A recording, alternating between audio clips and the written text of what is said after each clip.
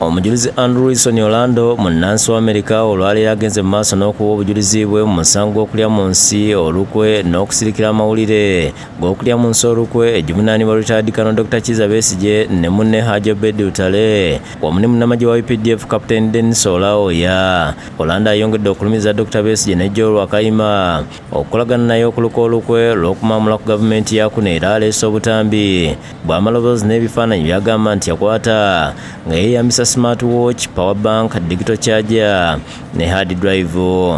And on the hard drive were some of the meetings. There are still copies of the individual segments of the meetings.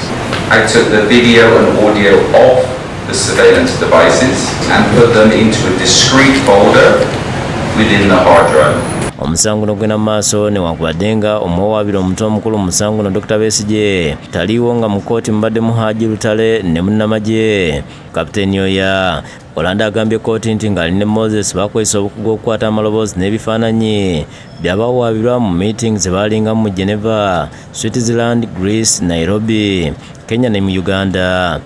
And I think I might have passed on a thumb drive with some of the originals, some of the stitched together videos from the meetings with screenshots of conversations, etc. Ebintu bibeeyambisa okukwata amaloboozi n'ebifaananyi bireeteddwa mu kkooti era ne biweebwayo ng'ebizibiti okuyambako ku bujulizi bw'oludda oluwaabi.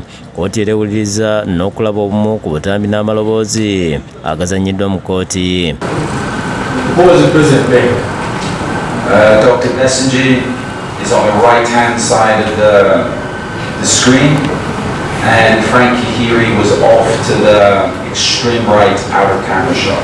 Obutambi bulaze Dr. Besigye ne Wakayima n'omujulizi ono Orlando nga bakubaganya ebirowoozo n'okuteesa ku lukwe lw'okujja ku gavumenti. Because that was easier to send back to Uganda. And at that time, the audio was more important because it's more clearer and people could listen to all the conversation.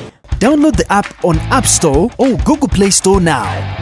Vision Digital Experience, the future of media.